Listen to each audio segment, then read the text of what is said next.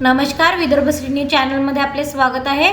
अमरावती प्रभाग क्रमांक 8 युग स्टेडियम चपरासीपुरा परिसरात राष्ट्रवादी काँग्रेस पक्षाच्या चारही उमेदवाराच्या पॅनलसाठी प्रचाराला वेग आला आहे।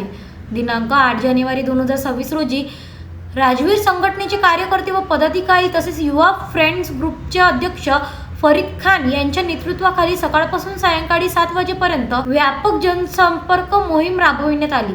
राजवीर संघटनेचे संस्थापक अध्यक्ष रहमत खान उर्फ रामू पत्रकार व त्यांच्या संपूर्ण टीमने आदिवासी कॉलनी, आदर्श नेहरू नगर, चपरासीपुरा, बिच्छू टेकडी, राहुल नगर तसेच इतर विविध संकुलनामध्ये घरोघरी भेट देत मतदारांशी संवाद साधला।